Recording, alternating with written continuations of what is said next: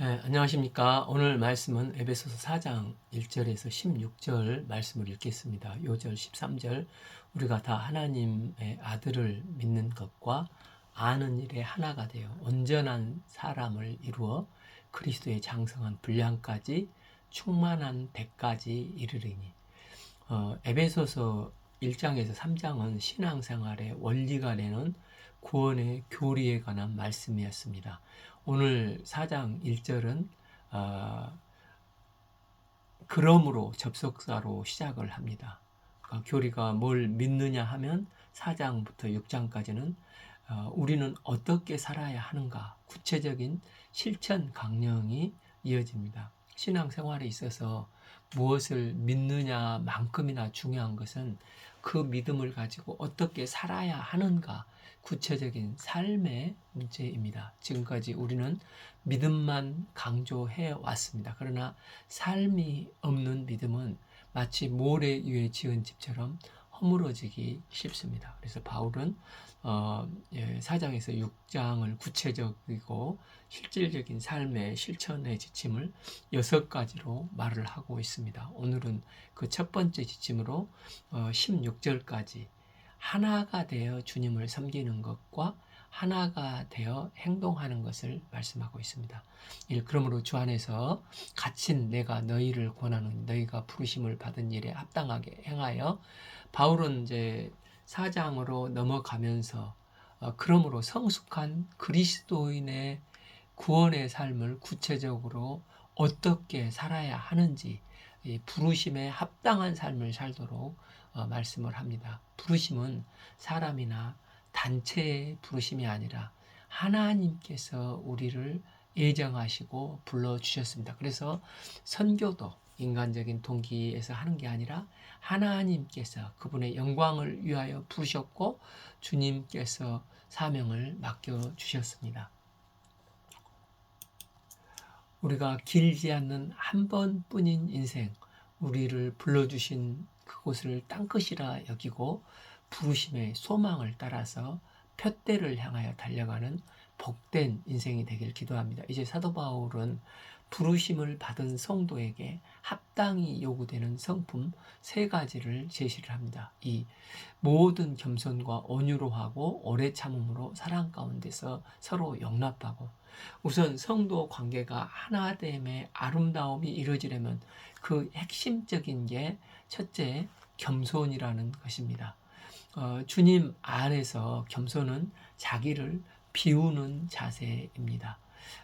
자기가 아무것도 아니라는 것을 말씀 앞에서 깨닫는 것입니다. 바울은 이 겸손을 그리스도의 십자가를 통해서 비로소 깨닫고 발견하게 되었습니다. 그래서 서신서를 보면 곳곳에서 모든 성도보다도 자신은 더 낮은 자, 나는 아무것도 아니라고 고백하면서 자신의 자랑은 오직 그리스도라고 말했습니다. 그러면서 큰 자라는 의미의 사울에서 가장 작은 자의 바울로 이름을 받고 부름으로 부르심에 합당한 삶을 살게 되었습니다. 그래서 어거스틴은 우리 신앙생활에 있어서 가장 중요한 것은 첫째도 겸손, 둘째도 겸손, 셋째도 겸손이라고 했습니다. 겸손은 자기보다 나은 사람을 질투하지 않고 자기를 낮추어 비교하지 않는 마음입니다. 그래서 겸손은 쉽지가 않기에 결국 그리스도의 십자가 안에서만 발견되어지는 덕목이 되는 것입니다. 이런 겸손의 마음이 있을 때 관계에서 상처를 주지 않고 하나됨의 화평의 관계를 유지할 수 있게 된 것입니다. 겸손이 남을 낮게 여기고 서로 겸손히 섬기는 영이 우리 마음을 지배할 때 교회는 하나 되기 시작하는 것입니다. 하나님은 교만한 자를 물리치시고 겸손한 자에게 은혜를 부어주시는 분이십니다.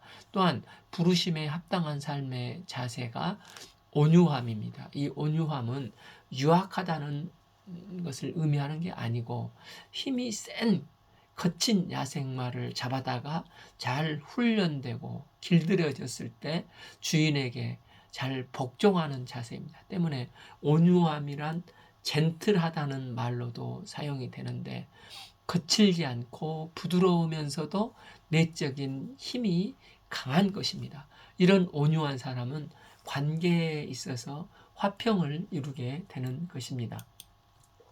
그래서 겸손과 온유는 그리스도인의 핵심적인 성품 중에 하나로 예수님께서도 마태복음 11장 29절에서 나는 마음이 온유하고 겸손하니 나의 멍에를 메고 내게 배우라 그리하면 너희 마음이 쉼을 얻으리라 말씀하셨습니다.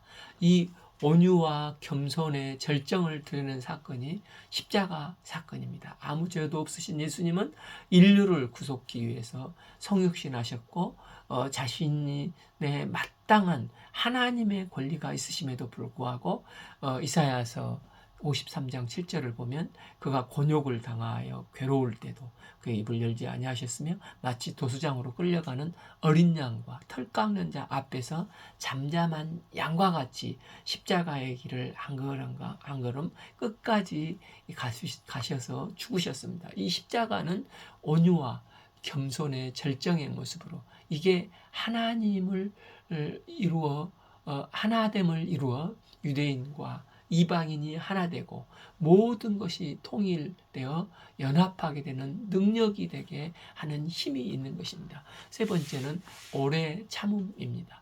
하나님의 공동체가 하나가 되기 위해서는 오래 참음이 있어야 됩니다. 인내란 결코 포기치 않고 또 참고 또 참으면서 기다리는 자세입니다. 그런데 하나님을 몰라도 절치부심하고 와신상담하는 사람들이 많이 있지 않습니까? 세상 사람들은 자기 안에 맺힌 뜻을 이루고자 한을 풀고자 갈고 속이 썩어 문드러져도 참지만 성도가 인내하는 것은 내게 두신 하나님의 뜻이 이루어지도록 하기 위해서 인내하며 오래 참으며 소망을 갖는 것입니다.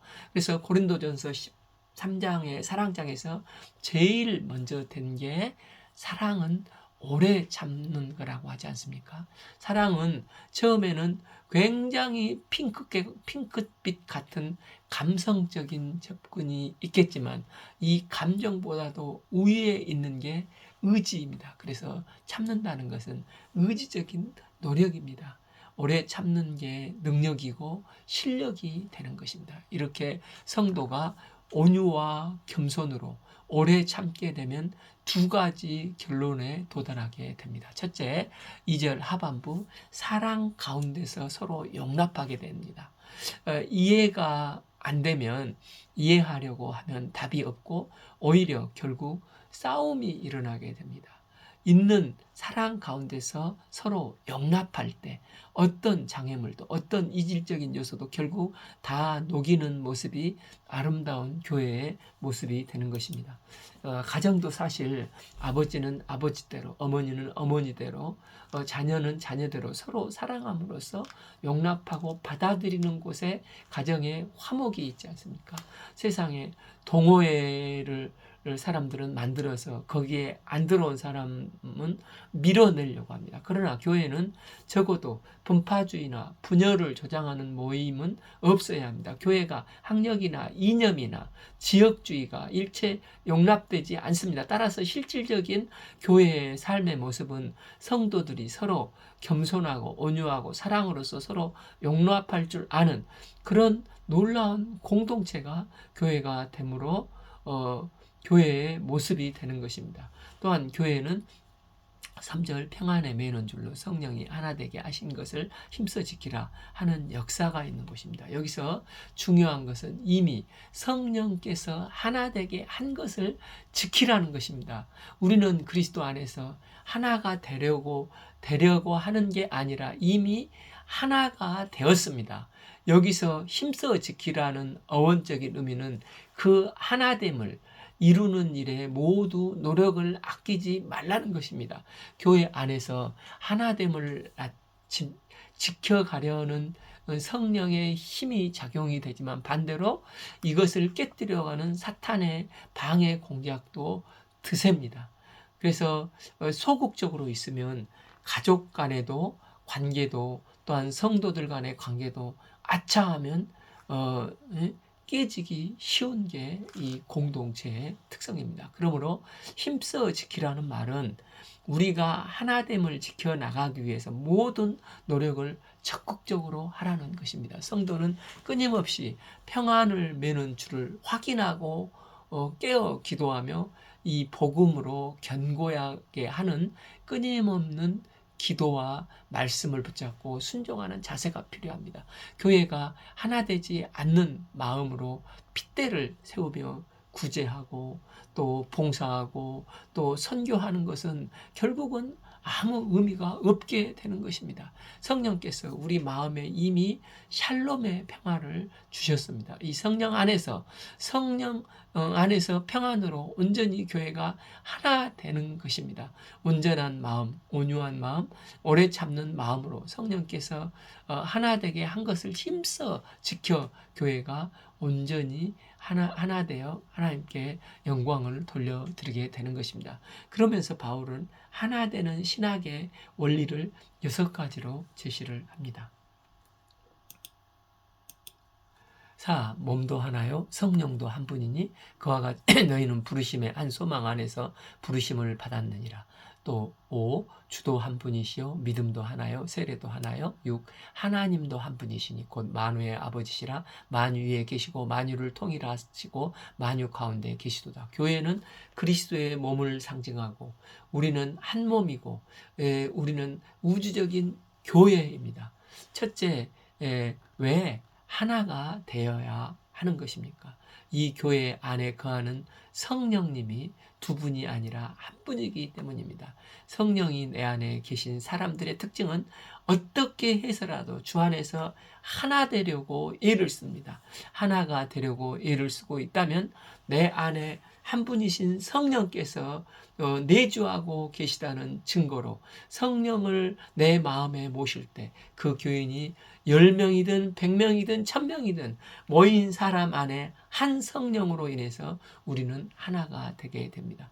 둘째, 우리는 왜 하나가 되어야 합니까? 소망이 하나이기 때문입니다. 셋째, 주님이 한 분이시기 때문입니다. 넷째, 우리의 믿음이 하나이기 때문입니다. 다섯째, 한 세례를 받았기 때문입니다. 여섯째, 우리가 왜 하나가 되어야 됩니까? 한 하나님을 섬기기 때문인 것입니다. 곧 만유의 아버지는 만유 위에 계시고 만유를 통일하시고 만유 가운데 계시기 때문입니다. 고린도 교회가 나는 베드로파, 나는 아볼로파, 나는 바울파 하니까 한 수 위로 나는 그리스도파다 이렇게 했습니다. 그러니까 또 이제 요즘 어떤 교회는 그래 그럼 나는 진짜 예수파다. 그래서 어떤 교회는 예수파와 그리스도파가 싸우는 것입니다. 에베소 교회는 실제 헬라 문화권, 히브리 문화권이 전혀 다른 문화권에 있었던 사람들이 함께 그리스도 안에서 신앙생활을 하고 있습니다.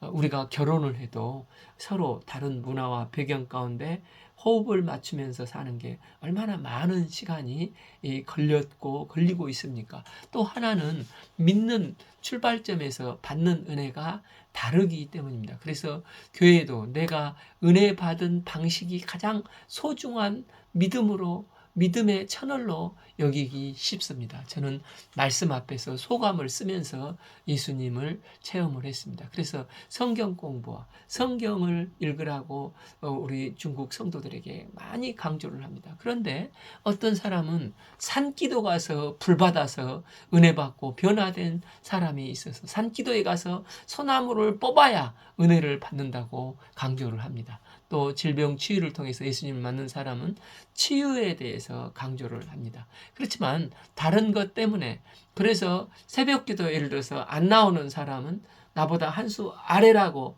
이렇게 하면은 안 되고 이것이 분열이 될 수가 있습니다. 교회는 서로 분파를 만든 곳이 아니라 사랑으로 서로 용납하는 공동체이고 성령으로 하나 되는 게 더 중요한 공동체가 되는 것입니다.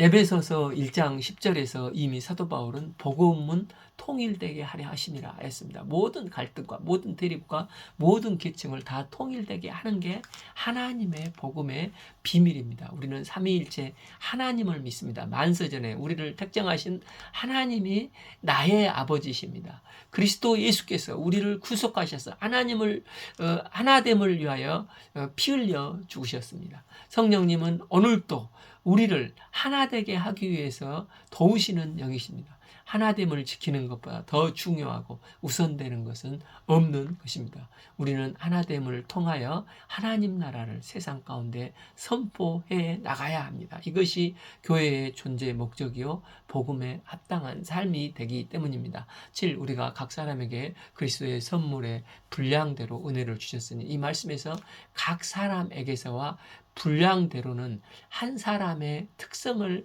인정하면서 서로 긴밀하게 연결되어 하나 되는 게 교회라는 것입니다. 즉 하나님께서 특수한 사람에게만 은사를 주신 게 아니라 모든 사람에게 하나님께서 각기 종류대로 창조하셨듯이 각기 종류대로 각 사람에게 그리스도께서 주신 은혜와 선물이 다양하다는 것입니다. 이 은혜 안에서 은사의 선물이 다 포함되어 있고 구원받은 성도라면 예외 없이 누구나 다 주님의 몸된 교회를 섬기고 세워가도록 은사를 주신 것입니다. 때문에 은사나 체질이 나와 다르다고 해서 다른 사람을 비판하거나 무시해서는 안 되고, 남의 은사를 부러워해서도 안 되고, 내게 주신 것에 대해서 적극적으로 감사하고 나에게 주신 그것을 최대한 활용해서 개발해서 하나님께 영광을 돌리는 교회를 바로 세우는데 쓰임 받아야 됩니다.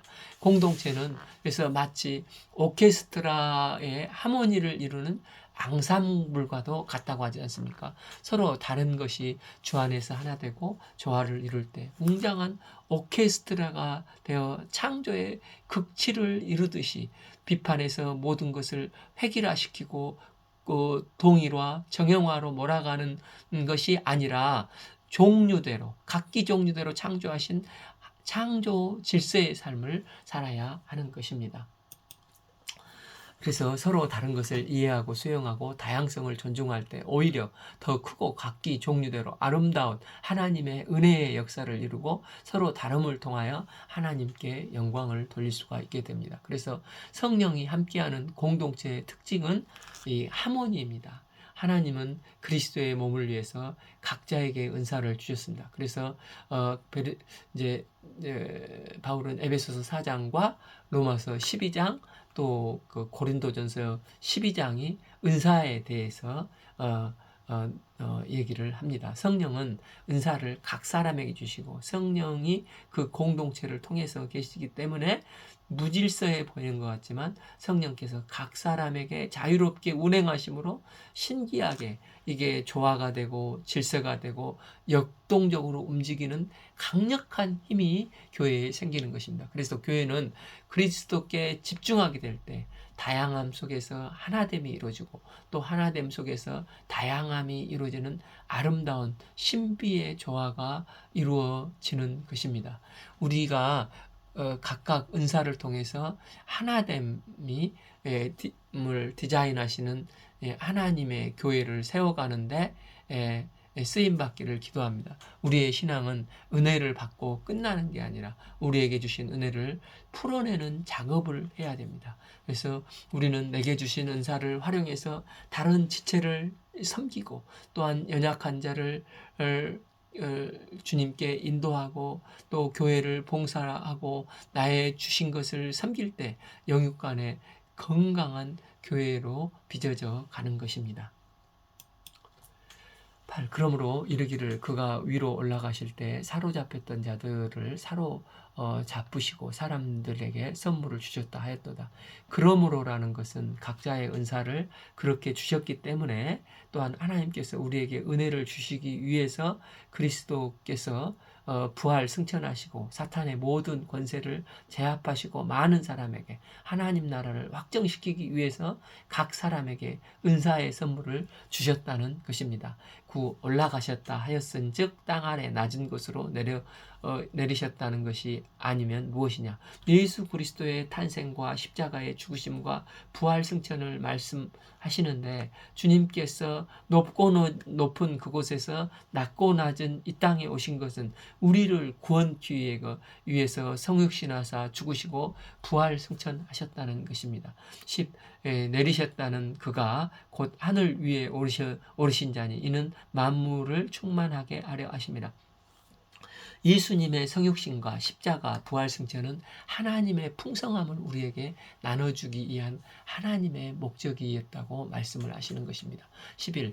그가 어떤 사람은 사도로, 어떤 사람은 선지자로, 어떤 사람은 복음을 전하는 자로, 어떤 사람은 목사와 교사로 삼으셨으니 예수 믿는 사람들에게 하나님께서 각각 은혜를 부어주셨는데 이것이 은사입니다. 여기서 이제 사도는 보냄을 받은 자, 선지자는 예수께서 교회에 덕을 세우고 말씀을 가리키고 애언하는 사람들입니다. 복음을 전하는 자와 사도와 함께 때로는 빌립 집사처럼 하나님의 말씀을 전하는 선교사들을 말씀합니다. 또 목사와 교사는 하나님의 마음을 잘 전달하는 사람입니다. 왜 이런 사람이 필요하고 그 목적이 무엇입니까? 12. 이는 성도를 온전케 하여 봉사의 일을 하게 하며 그리스도의 몸을 세우려 하심이라.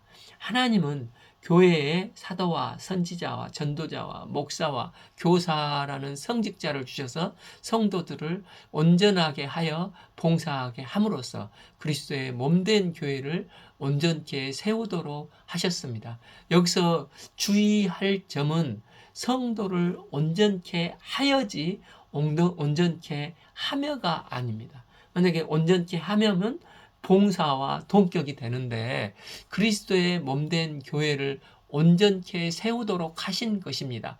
그래서 주의할 점은 성도를 온전케 하여지 온전케 하며가 아니고 구분을 시킵니다. 온전하게 될 때 봉사를 섬길 수 있다는 것입니다. 그러므로 핵심은 봉사보다도 온전함이 반드시 선행이 되어야 됩니다. 그래서 디모데후서 3장 17절에서 모든 성경은 하나님의 감동이 된 것으로 하나님의 사람으로 온전케 하며라고 하셨지 않습니까? 주의 종을 주신 목적도 또 성경을 주신 목적도 동일한데 그것은 두 부분이 다 온전하게 되는 것입니다. 바울은 배열을 아무렇게나 늘어놓는 게 아니라 온전하게 되는 것보다 봉사가 먼저 앞서면 결코 안 된다는 것입니다. 교회가 아무리 할 일이 많아도 초신자를 준비되지 않는 자를 봉사자로 능력이 있다고 세우면 그 다음에 일한 만큼 그가 인정받지 못하고 공로가 드러나지 않는다 싶으면 세상적인 가치관으로 남들이 알아주고 칭찬이 없으면 피해의식에 빠지고 상처받고 문제에 빠져 드러눕고 보이지 않는 경우가 있을 수 있습니다. 그래서 목회자의 역할은 성도가 영적으로 충분히 잘하도록 도와야 하는 것입니다. 목회자가 실수하는 경우는 겉으로는 목회자지만 그 안에 목회적 야망이 들어있어서 성도를 자기 목회와 목표를 위해서 도구화할 때 성도는 목회자의 소모품이 될 수가 있습니다. 성도는 결코 목회자의 소모품이 아니라 반대로 주의 종이 성도를 온전히 하는 사람이 되도록 소모되어지는 주의 존재입니다. 그래서 일꾼으로 세울 때 이분이 영적 성숙을 위해 시간을 더 가져야 될 필요가 있는지를 잘 점검해야 하는 게 목회자의 자세입니다. 그렇지 않고 성숙의 과정을 거치지 않고 일만 하다가 직분자가 되면 심각한 문제가 그 영혼을 오히려 상처받고 떠나게 할 수가 있습니다. 그러므로 목회자나 목자나 성도는 모두 영적 성숙에 모든 초점을 맞춰야 하는 것입니다. 하나님은 우리에게 일의 성과보다도 우리의 속 사람의 중심을 보시고 그 목표를 거기에 두십니다. 모세가 준비되지 않고 뭔가를 자기가 하려고 할 때 혈기로 사람을 죽이는 우를 범하고, 준비되지 않는 주의 종은 위험하고 어설픈 헌신을 하다가 들어 눕게 되는 것입니다. 모세는 주의 종으로 준비된 기간이 무려 80년이나 걸렸습니다. 공장의 상품은 찍어내면 되지만 장인의 손을 통해서 만들어진 작품은 오랜 시간을 통해서 만들어지는 것입니다. 그래서 예수님께서 이 땅에 오셔서 하신 가장 중요한 공생의 기간의 일 중에 하나가, 사역 중에 하나가 무리 중심이 아닌 도제식 제자 양성을 하셨습니다. 그래서 한 사람이 변화된다는 것은 그렇게 쉽지가 않다는 것입니다. 13. 우리가 다 하나님의 아들을 믿는 것과 아는 일에 하나가 되어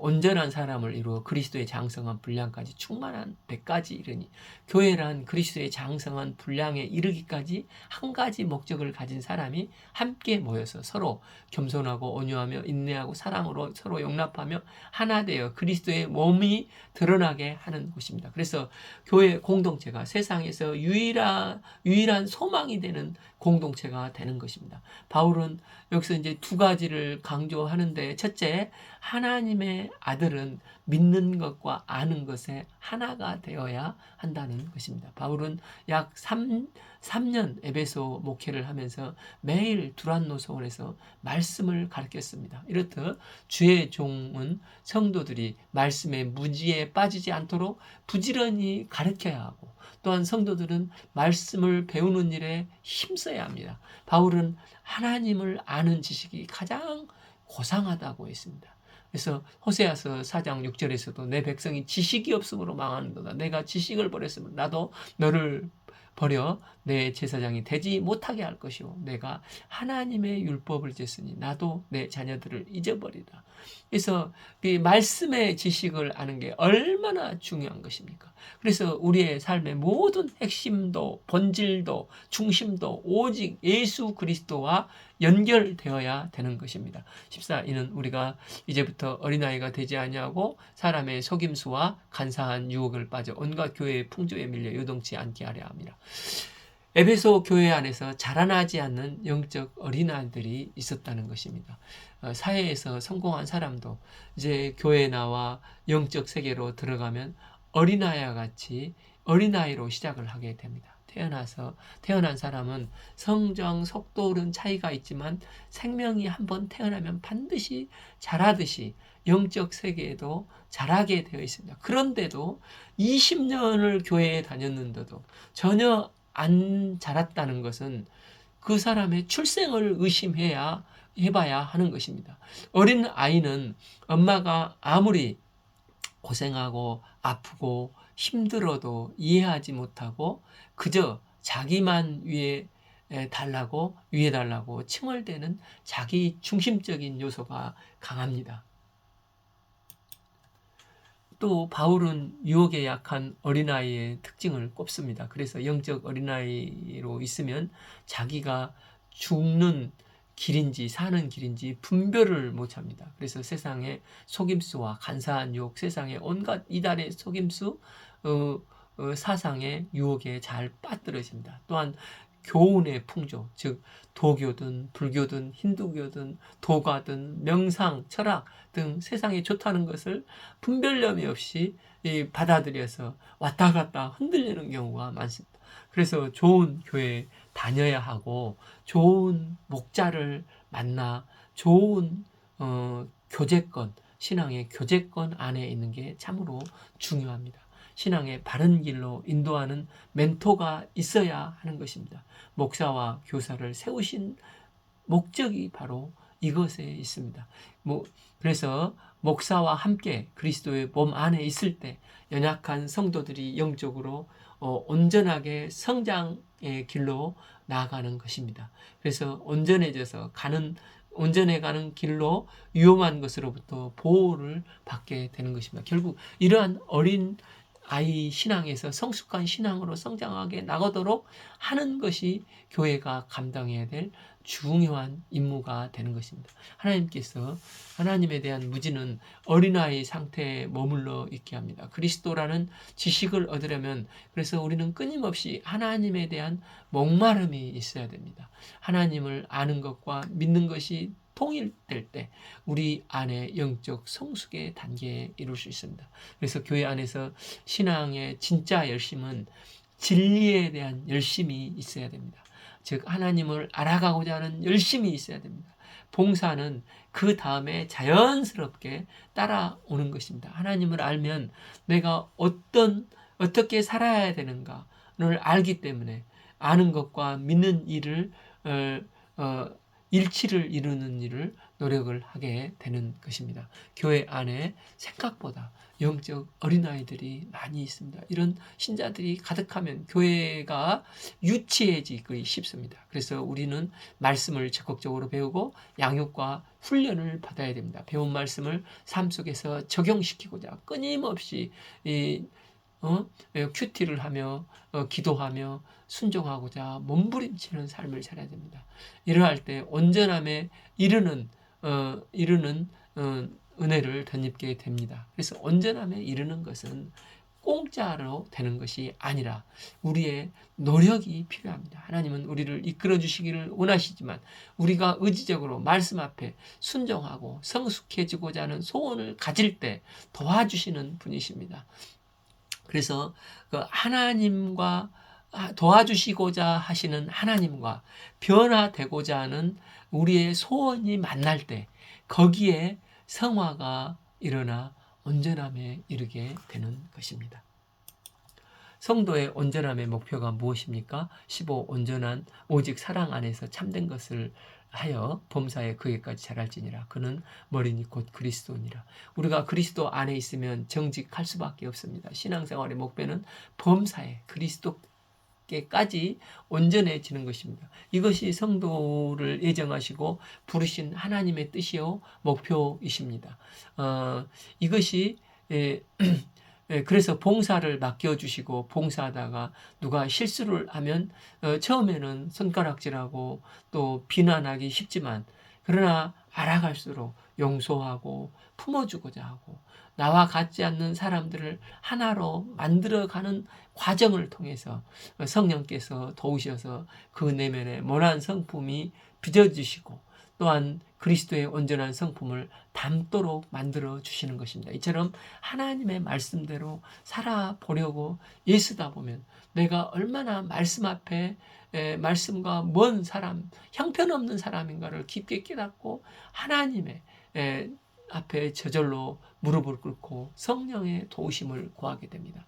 나 혼자 하면 너무나 잘할 것 같았는데 그러나 함께하면 부딪히면서 참 상처도 받지만 그러나 점차 나와 같지 않는 사람들을 품어내고 하나로 만들어가 그리스도를 닮아가는 겸손한 삶, 또 온유한 삶, 또 이 사랑으로 일어나 사랑이 얼마나 놀라운지 그 안에서 깨닫게 되는 것입니다. 우리가 그리스도인이 되는 것은 것으로 만족하지 말고 성숙한 그리스도인이 되는 목표를 가지고 변화되기를 기도합니다. 이럴 때 성령께서 우리를 도와주셔서 변화된 온전한 사람으로 그리스도의 장성한 분량으로까지 인도해 주실 것을 믿고 기도합니다. 16. 그에게서 온몸이 각 마디를 통하여 도움을 받음으로 연결되고 결합되어 각 지체의 분량대로 역사하여 그 몸을 자라게 하며 사랑 안에서 스스로 세우느니라. 그리스도께서는 성도를 가르치고 훈련하셔서 양육하게 하셔서 사랑 안에서 함께 성장하는 공동체로 만들어 가십니다. 교회는 억지로 세워지는 게 아닙니다. 성령께서 하나 되게 하심으로 따라서 성령 안에서 세워지는 것입니다.